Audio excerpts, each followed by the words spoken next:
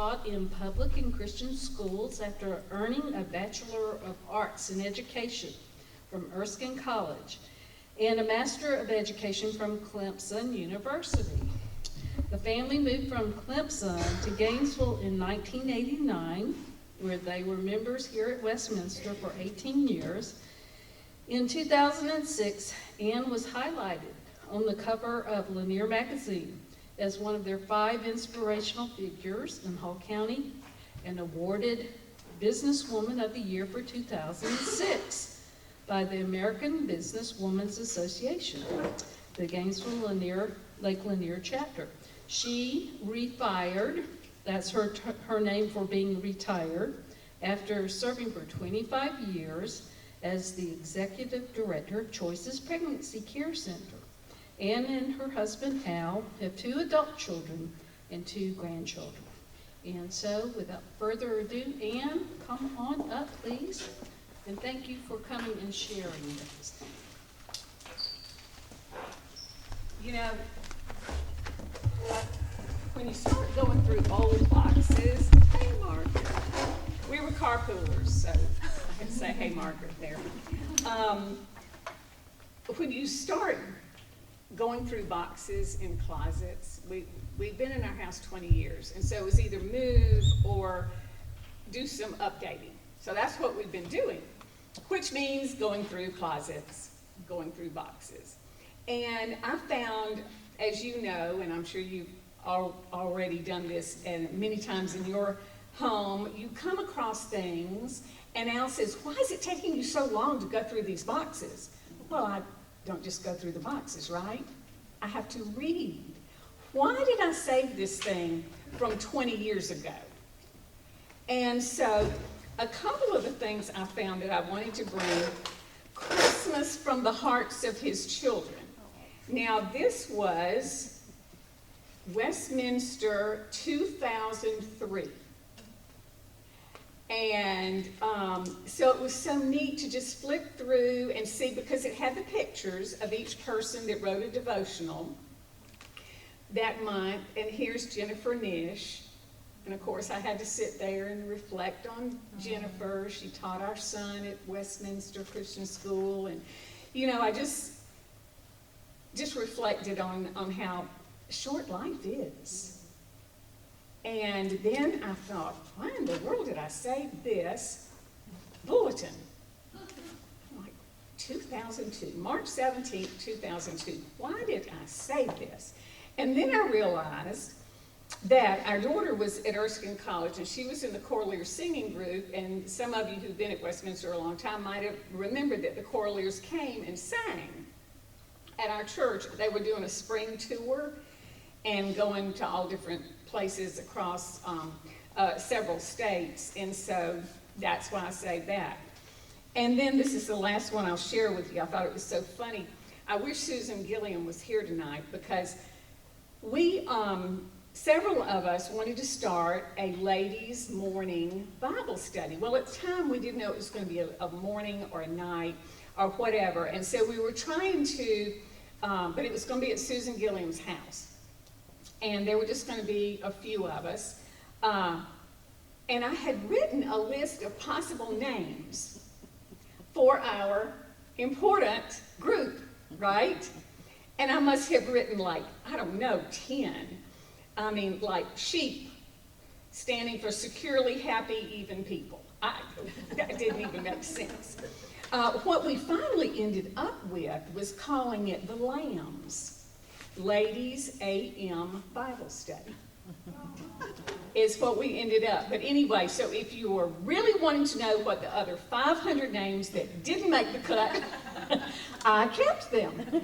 I think I will throw them away. One, and I had written beside this joke, LOTE, Ladies of the Evening.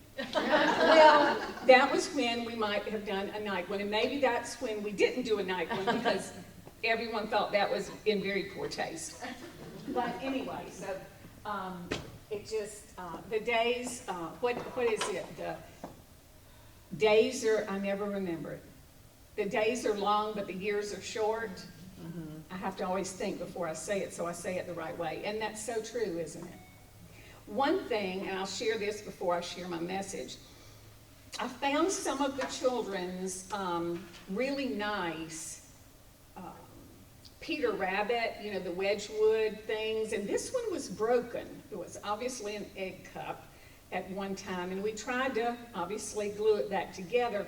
And I was so irritated when I found all of them. This was the only broken one. And I was like, I wondered where all of this was when the grandchildren came along. And now they're 9 and, well, they're about 10 and 6. I don't think they need it anymore. But I'm like, but now I found it. So I don't know what to do with it.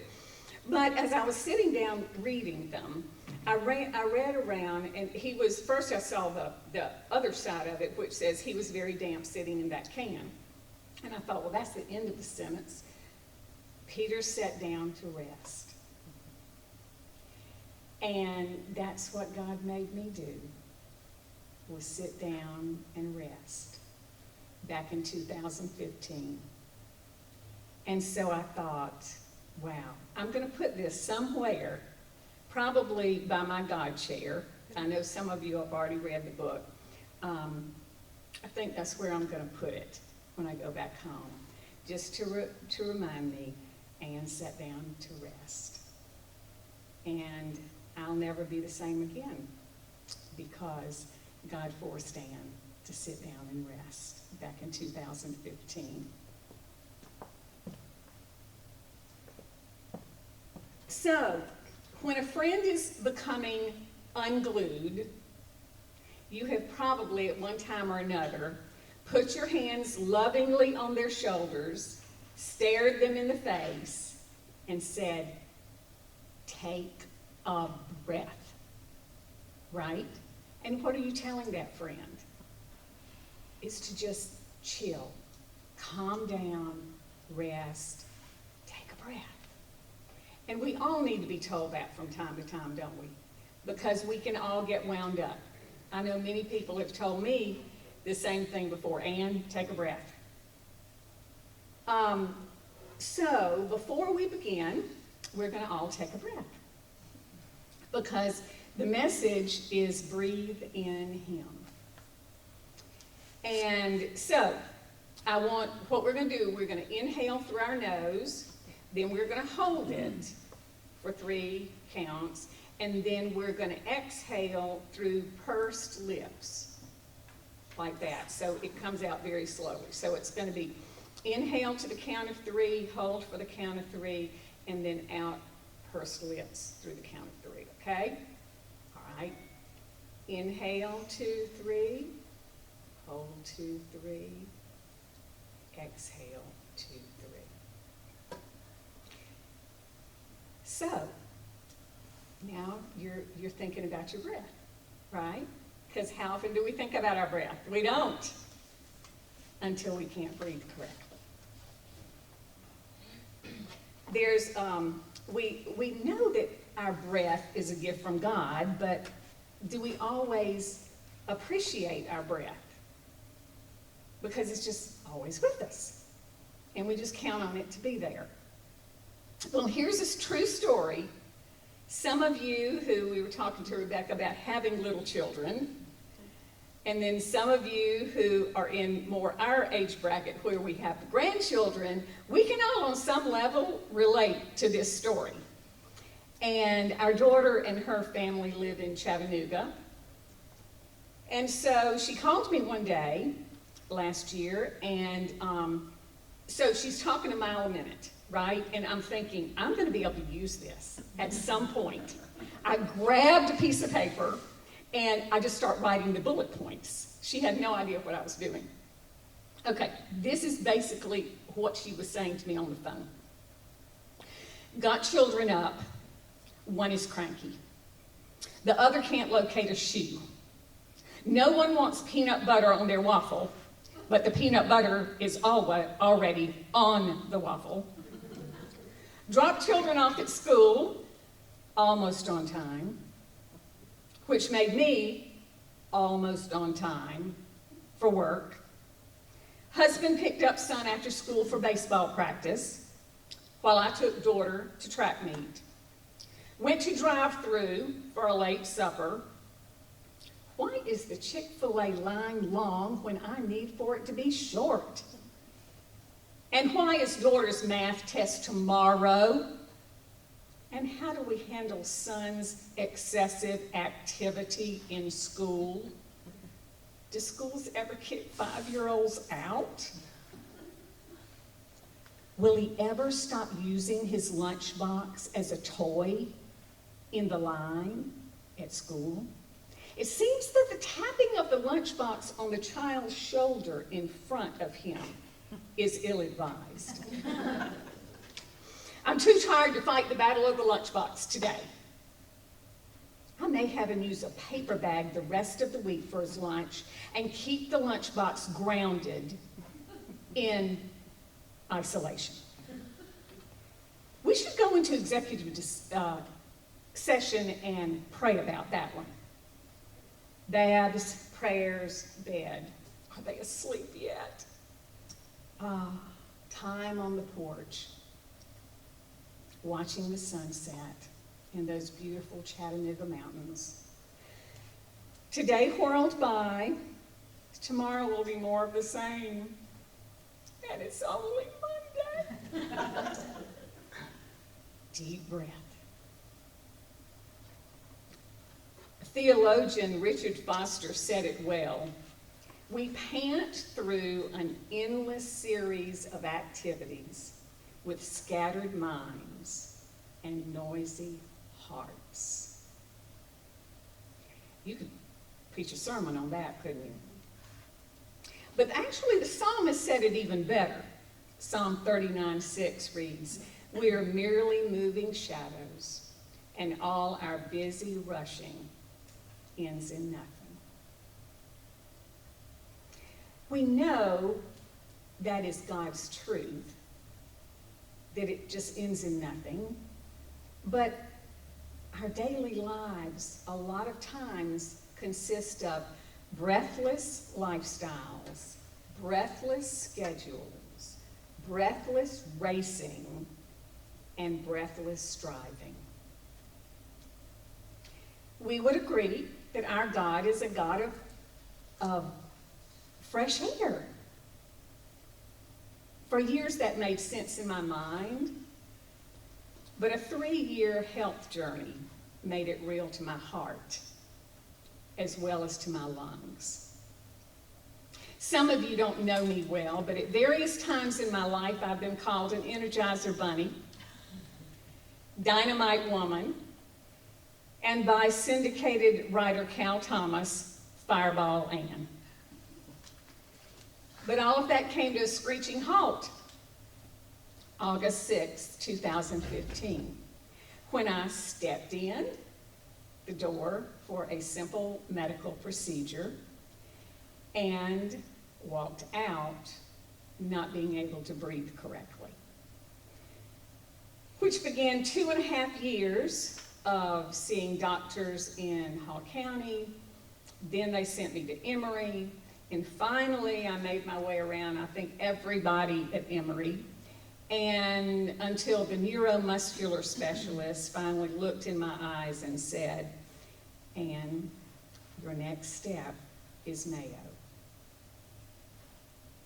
Well, I knew Mayo was a wonderful place. I didn't know really anything about it specifically, but I thought, that's a big deal. If Emory is saying I have to go to Mayo. And so Al and I spent 10 days in Rochester, Minnesota, and God provided a diagnosis. So I came home and I followed the treatment plan that Mayo sent me home with, and in 6 months, God in His mercy healed me in June of 2018. So I've been well for 2 years. Charles Spurgeon once said, I like Charles Spurgeon, "All our infirmities, whatever they are just opportunities for God to display His gracious work in us." And we can all attest to that. So with the end in mind, my Heavenly Father knelt down till he was on my level, put his hands on my weary cheeks, like a parent does when he wants to get the child's attention, and softly yet powerfully said to my heart, Ann, stop, sit, savor me. Well, I'm a firstborn pleaser, right? And I wanted to do it right. He had just given me an assignment to stop, to sit, to savor him. Well, then tell me exactly what you want me to do and I'll do it, right? Right? Don't we want to do it right? Especially for God. I wanted to get an A+ on the heavenly roll call assignment, and I wanted to get a star by my name on the heavenly poster. So tell me what to do, and I will do it. Well, I was very frustrated because I didn't know exactly what he was telling me to do. And Daniel 10:17 kind of explains how frustrated I felt.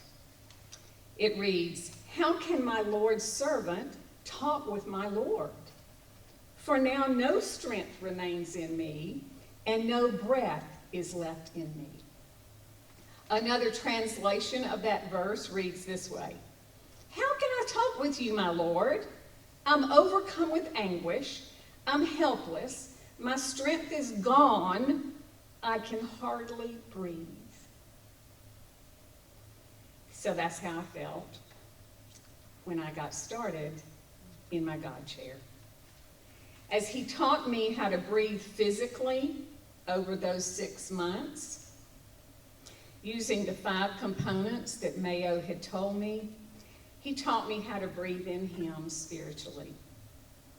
He gently removed the batteries from my Energizer Bunny costume that had fit me so well and served me so faithfully for oh so many years.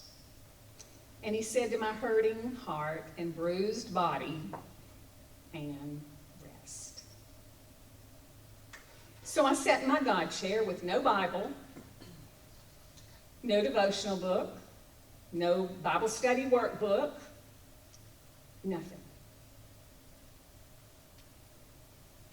And at first, doing nothing in my God chair was uncomfortable. Because how do I start? When will I know when I'm finished? All of those overthinking things that we humans do, right? Then I began to realize that it wasn't a performance and that all God wanted to do was to sit with his little girl. Wow. That's all he wanted. He didn't want me to do anything for him. He just wanted me to sit with him. And it wasn't a spiritual checklist. And he was giving me permission to rest. Richard Rohr once said, "The undoing is part of the remaking." So my way of saying that quote is, God tore me apart to put me back together. It's true that without being able to breathe adequately, everything sort of suffers, right? Because breathing is essential. Even if you can't do it correctly, you have to try to do it to stay alive. So when God healed me in 2018, he revealed to my spirit to write a book about all he taught me along that health journey. Well, I promptly told him I didn't know how to write a book, and please leave me alone. I said, you created me to be a speaker. You did not create me to be a writer. Go find a writer to write a book. Don't make me do that. And of course, you know, when God wants something done, he's not going to let us go until we've accomplished what he told us to do. And so lovingly, he pushed me out of the eagle's nest, where I was very safe and comfortable, and said, "Okay, Ann, fly. Go right." And so he said, "Do you really think that I taught you all those things in 1,000 days just for you?" "No, sir. I think I'm writing a book." So I went into writing this kicking and screaming, because writing was out of my comfort zone. Well, I mean, anyone can write. All of y'all can write. But I thought, writing a book? Seriously? Don't ask me to do that. But he did. So I obeyed, kicking and screaming all the way. But here are a few of the lessons that I learned along the way of my 3-year journey. The more difficult my circumstance, the more I can gain through it. Sometimes God has to pry me from myself so I can function according to his design. He used this rocky 3 years to test my faith and to focus my attention on being and not doing. I realized that resting with God is catching my spiritual breath. Sometimes something has to die in me so I can live in his original intent for me. I watched God breathe life into my breathless situation as I gave him time to do his work. He reminded me that rest is restored when I sit quietly before him and just listen and stop doing all of the talking. Along the way, I read that the word Yahweh sounds like a breath. Think about it. I'd never thought about that before, but it made perfect sense. Sounds like a breath, revealing the truth that he is my breath. After all, we read in Genesis 2:7 that he breathed the breath of life into man's nostrils, and the man, or the Ann, became a living person. Light bulb moment I had at that point. My breath hinges on his breath. His breath makes my breath possible. I decided that I wouldn't settle for more of God. I wanted all of God, whatever that meant. And to get all of him, I had to breathe in him all the time.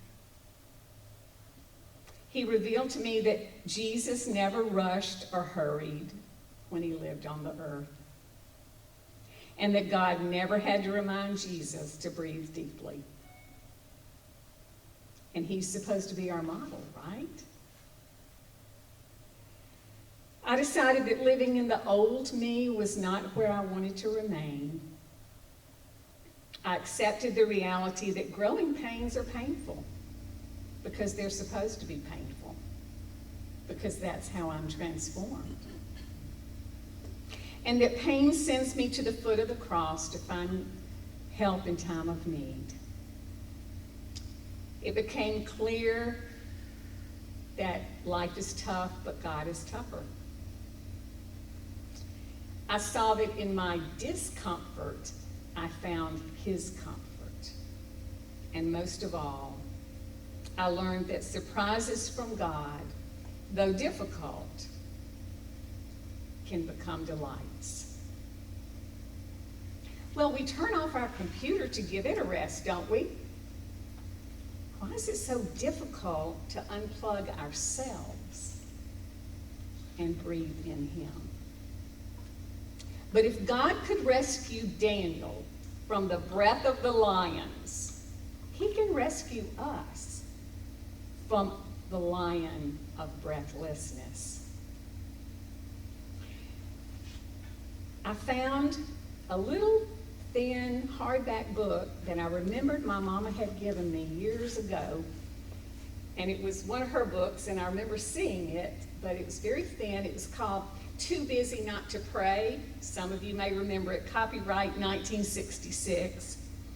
And so, of course, I'm flipping through it, right? Like I did with everything in the boxes. And so I'm flipping through it, and I came to this. And I thought, wow, volumes. So it's worth sharing. Just listen. God will speak, she said. I couldn't see it, shook my head, and muttered some amenity. God speaks, I know, but not to me. He speaks to mystics, saints, and seers, just as he has down through the years, while I'm common clay. And yet, her words I couldn't quite forget. Just listen. God will speak, she said. And I believed and bowed my head. My yearning heart was strangely stirred, and in the silent dawn, I heard God speak to me. I heard, Lord, not with my ears, but with my heart. In this moment of quiet, I know that thou art with me. Herman Melvin, who you know, of course, wrote Moby Dick, once said, all profound things and emotions of things are preceded and attended by silence.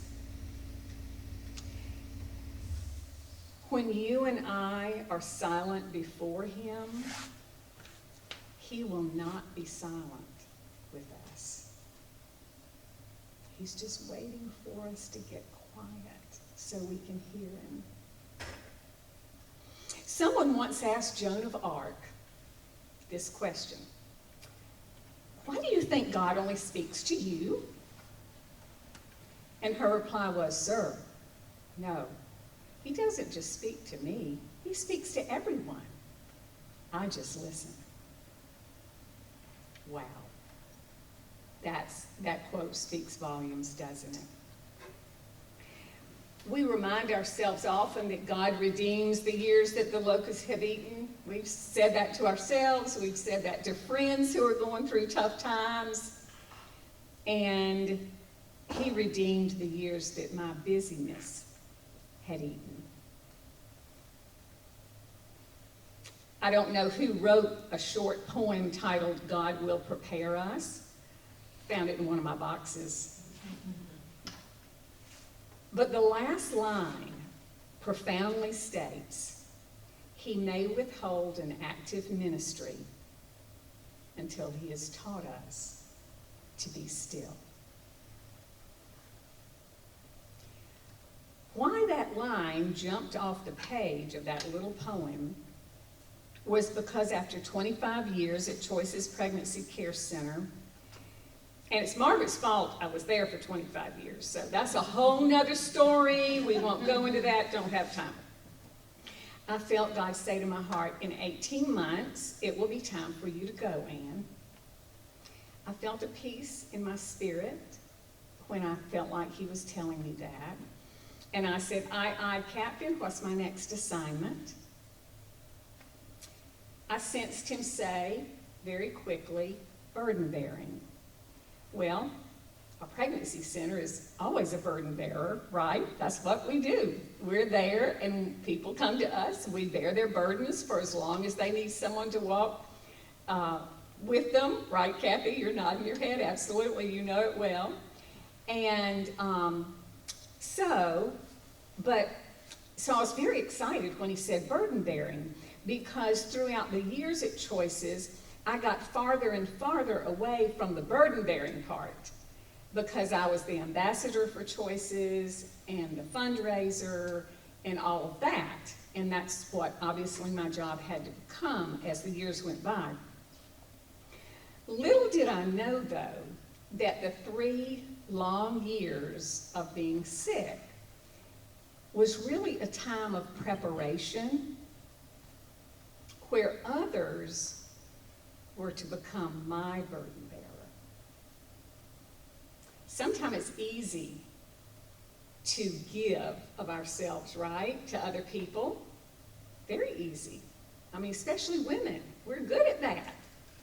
But sometimes it's hard to receive.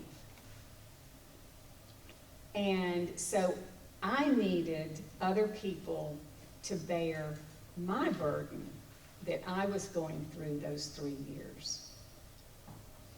And I believe that the God of the universe was holding back his next assignment for me because he had to teach me first a lot of things. And he used that pausing to make me who he needed me to be so that he could use me more effectively. Charles Spurgeon said, "I would go to the deeps 100 times to cheer a downcast spirit. It is good to me to have been afflicted, that I might know how to speak a word in season to someone else who is weary." Now, with every breath that I take, I hear him speak to my heart as I sit in my God chair every day, with no agenda but his agenda. I never know. I don't come thinking, oh, well, I wonder what, I'll talk to God about this today. I just sit. And sometimes I may sit 5 minutes, 10 minutes, 15 minutes, just looking out at the sky, or walking. I call it my walking God chair. And I'm not walking to get my heart rate up. It's walking because I'm listening to him. And so you and I choose every day, don't we? Make a lot of choices every day. Whether we're going to be in a bad mood or a good mood, whether we're going to do this or that or the other. And we make a choice every day whether we're going to breathe in the world or breathe in him.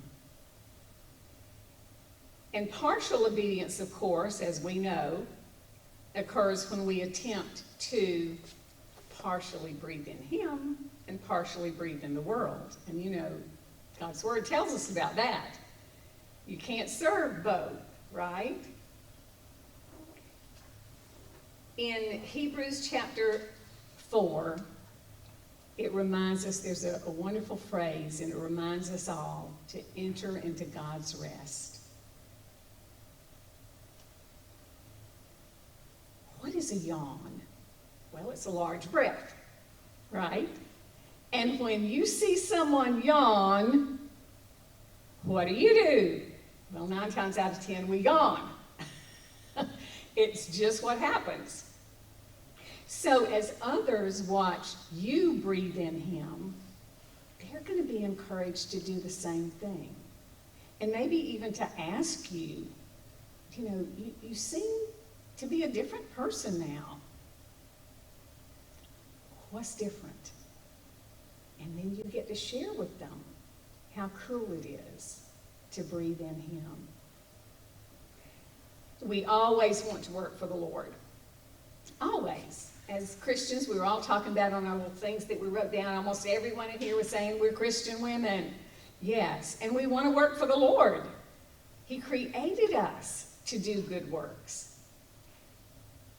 And Nehemiah 4 verse 5 reads, "For the people had a mind to work." We've heard that like a million times, have we not? My tweak to that well-known verse is this: for the people had a mind to breathe in him first and then go out and work for him. Because if we don't first inhale him, we have nothing to exhale except us. And you nor I in a million years would ever mean to do work for the Lord in our own strength. Ever. But the deceiver can make us think we're doing it in his strength when really it's in our strength. Because we know how deceptive and tricky he is. He makes wrong look right. That's his job. Could it be that inadvertently we are sometimes exhaling us, masquerading as him? When I had to think about that, that was a real ouch. Because like I just said, that would not be what any of us would want to do. But sometimes it's very easy in our diligence to want to go out and tell people about the Lord and go on mission trips and all those wonderful things that God says, yes, you go for it, girl. But sometimes we think we're ready and prepared spiritually, but maybe we're not ready. And I'm not a math major, because my opinion is if the Lord had wanted me to do math, he wouldn't have made it so hard. And I'm not a science major, but I do know, and you know, that we breathe in what the trees breathe out, and they breathe in what we breathe out. Basic science. But humans are the only ones who can breathe in him. How precious we must be to him that he created us as the only ones who can breathe in him. So, let's all decide to take a spiritual breath every day. A deep one. Sit in your own God chair with no agenda but his agenda and breathe in him. Because we know we only get a certain number of breaths in life, and we don't know when those breaths are going to end. Like when Jennifer Nish took that picture with her two then little girls, she didn't know that her last breath was going to end at a young time in her life, when her children weren't even grown. When you and I inhale him, we're then armed and dangerous and really prepared to exhale him to a hurting world who needs to hear why we breathe in him first. But it's really not that complicated. It's not easy, but it's really not that complicated. Most of God's lessons aren't hard, are they? They're very simple. We just make it complicated. And then the deceiver gets in there and gets it even more complicated with us. Psalm 104, verse 33 is a reminder to each of us. I will sing to the Lord as long as I live. I will praise him to my last breath. And when you breathe in him, as you sit in your God chair, then tuck the breath of God in your pocket as you get up. And then share his breath with those he places in your path. Psalm 91, verse 1 says, whoever dwells in the shelter of the Most High. And you could kind of think about the shelter maybe as being the God chair sometimes, in the light of what we're talking about right now. My sister's the poet in our family, but I'm going to close with a very, very short poem that God gave me. So it says, I will breathe him in, then breathe him out, until I die or Jesus comes with a shout. So now it's your turn, and that's how we're going to close. So I'll read the first line, and you say it after me, okay? I will breathe him in, then breathe him out, until I die, or Jesus comes with a shout. And all God's people said, Amen.